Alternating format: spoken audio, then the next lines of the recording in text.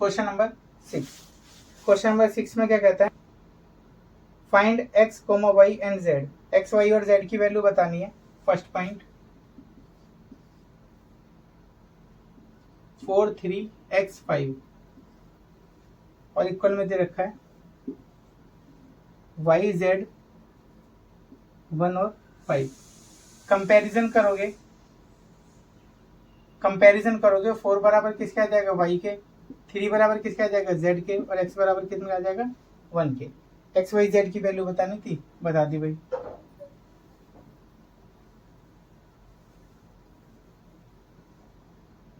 Second part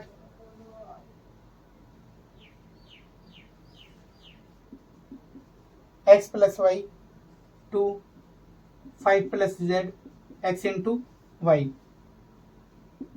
किसके equal, 6, 2, 5 और 8।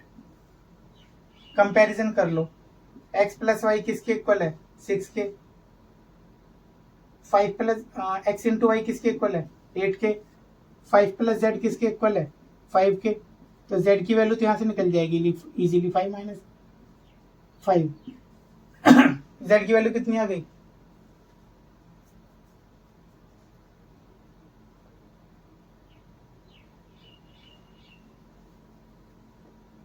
z बराबर प्लस का 5 उधर जाके माइनस का 5 हो जाएगा। z की वैल्यू कितनी आ गई 0। अब यहाँ से x प्लस वाई बराबर 6 दे रखा है, y की x की किसी की वैल्यू निकाल लो। y बराबर कितना आ जाएगा 6 माइनस x। ठीक है, रख दो भाई y की वैल्यू, y के प्लेस पे x, 6 minus x equals to 8। अंदर मल्टीप्लाई करो, 6x minus x square equals to 8। Minus का एक्स स्क्वायर उधर जाके प्लस का 6x उधर जाके माइनस का x square minus 6x plus 8 equals to 0। Middle speed सबको आती है भाई, x square minus 4x minus 2x plus 8 equal to 0। X common ले लूंगा, x माइनस 4 माइनस 2 कॉमन लिए, x minus 4 equal to 0। x minus 4 दोनों में कॉमन ले लो, कितना बच गया x माइनस 2 इक्वल टू 0। एक बार ये 0 के बराबर, एक बार ये, तो x की वैल्यू कितनी आ जाएगी 4 और x की वैल्यू कितनी आ जाएगी यहाँ पे 2। ठीक है, पुट इन फर्स्ट, इसे पहली कंडीशन नाम दे दिया। y बराबर अगर मैंने 4 रखा तो 6 माइनस 4, x की वैल्यू कितनी निकल गई मेरी 4। x बराबर अगर मैंने 4 रखा तो y की वैल्यू कितनी आ जाएगी 6 माइनस 4, 2 आ जाएगी। सिमिलरली x की वैल्यू अगर मैंने 2 रखी तो 6 माइनस 2, y की वैल्यू कितनी आ जाएगी 4। ठीक है भाई, x, y, z की वैल्यू बतानी थी, बता दी।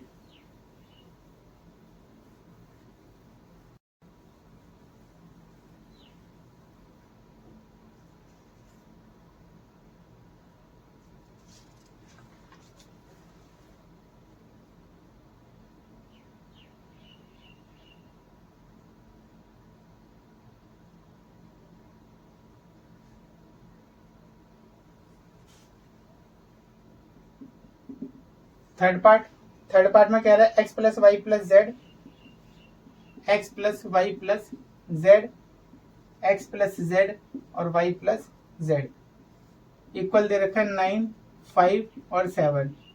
वही है x, y, z की वैल्यू बतानी है।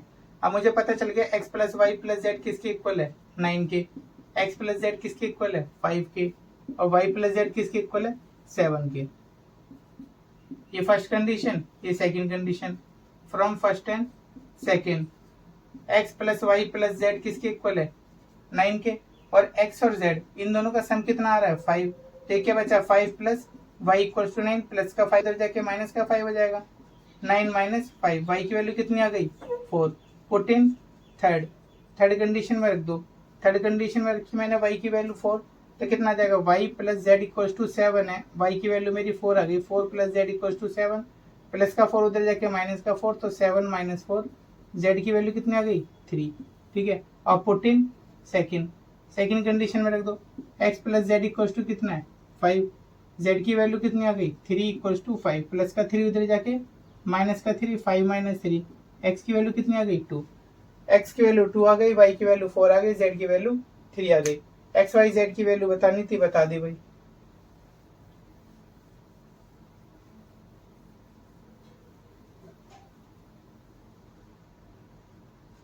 क्वेश्चन नंबर 7 कहता है find the value of ABCD, ABCD की वैल्यू बतानी है। Question number 7, A minus B, 2a minus B, 2a plus C, 3c plus D, ये मुझे इक्वल में दिया हुआ है इसके -1, 0, 5 और 13। ठीक है, एबीसीडी की वैल्यू बतानी है। कंपैरिजन कर लो, a माइनस बी किसके इक्वल होगा, -1 के, और 2a माइनस बी किसके इक्वल होगा, 0 के। फ्रॉम फर्स्ट, इसे पहली कंडीशन नाम दे दिया, इसे दूसरी नाम दे दिया। 2a plus c equals to 5 और 3c plus d equals to किसके, 13 की। 3rd कंडीशन और ये मेरी 4th condition. From first and second, a minus b equals to -1, 2a minus b equals to 0। Already same है, साइन डिफरेंट कर लो, minus plus और माइनस, एलिमिनेशन मेथड पढ़ा था ना भाई 10th क्लास में। b से तो b कैंसिल हो जाएगा, a के में से 2a गया तो कितना बचा, माइनस का a, -1 में से 0 सब्ट्रैक्ट करूंगा तो -1, माइनस से माइनस कैंसिल, a की वैल्यू कितनी आ गई, 1। पुट इन फर्स्ट या सेकंड, जिस मर्जी में पुट कर दो। फर्स्ट और जिनको सॉल्व करते हो उन्हीं में रखते हैं ना, फर्स्ट और सेकंड को सॉल्व करा तो फर्स्ट या सेकंड उसी में रखूंगा। फर्स्ट कंडीशन क्या है, a minus b equals to -1, a की वैल्यू 1 आ गई, minus b equals to -1, minus का 1 इधर आके प्लस का 1 हो जाएगा तो 2 इक्वल्स टू b, b की वैल्यू 2 आ गई। ठीक है, a की वैल्यू कितनी आई थी, 1, पुट इन थर्ड कंडीशन में रख दो, कितना आ गई, 2a plus c equals to 5, 2a, a की वैल्यू 1 है, प्लस सी इक्वल्स टू 5, 2 कम 2 plus c equals to 5, plus का 2 उधर जाके माइनस का 2 हो जाएगा, 5 माइनस 2, सी की वैल्यू कितनी आ गई, 3।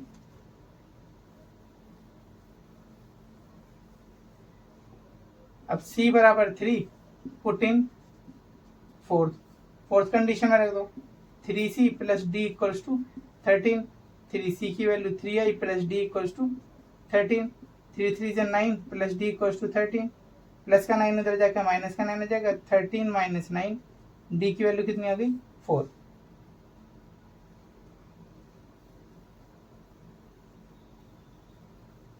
एबीसीडी की वैल्यू बतानी थी, बता दी भाई।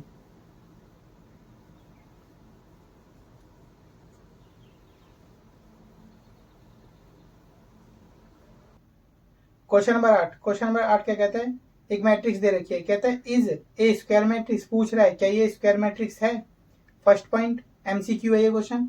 फर्स्ट पॉइंट कहता है m less than n, m छोटा होगा एन से, m greater than n, m बड़ा होगा एन से। भाई एम और एन का मतलब पता है ना, नंबर ऑफ रोज और नंबर ऑफ कॉलम्स की बात करता है। ठीक है, एम इक्वल्स टू एन मतलब नंबर ऑफ रोज बराबर होंगे नंबर ऑफ कॉलम्स के। और ऑप्शन नंबर डी, तो स्क्वायर मैट्रिक्स क्या होती है, जब नंबर ऑफ रो और नंबर ऑफ कॉलम आपस में बराबर हो। तो इसका मतलब क्वेश्चन नंबर 8 का आंसर क्या हो जाएगा, ऑप्शन नंबर सी।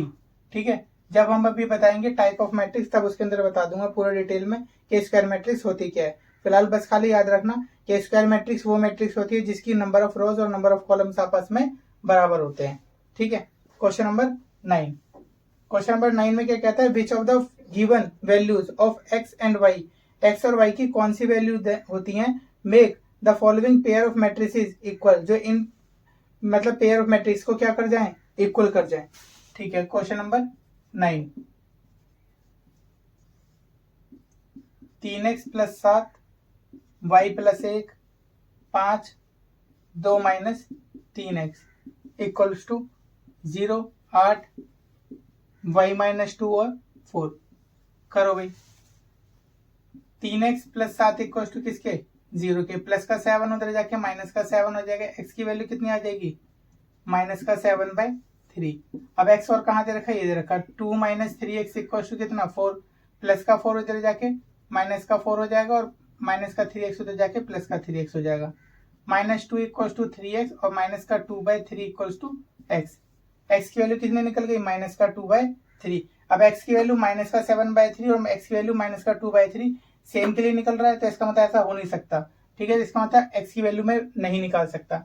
y की वैल्यू चेक करते हैं, 5 बराबर y माइनस 2, माइनस का 2 इधर आके प्लस का 2 हो जाएगा, 5 plus 2 equals to y, 7 equals to y। तो y की वैल्यू कितनी आ गई, 7। और सिमिलरली y प्लस 1 किसके इक्वल दे रखा है, 8 के, 2 1 2 1 के इक्वल होगा ना, तो y बराबर कितना आ जाएगा, 8 माइनस 1, और y की वैल्यू यहाँ पे कितनी आ गई, 7। तो y की वैल्यूज तो ठीक आ रही हैं, किसी भी मतलब एलिमेंट को कंपैरिजन करूं तो वैल्यू हमेशा क्या आनी चाहिए, सेम आनी चाहिए। तो y की वैल्यू तो सही आ रही है लेकिन x की वैल्यू क्या आ रही है, डिफरेंट आ रही है।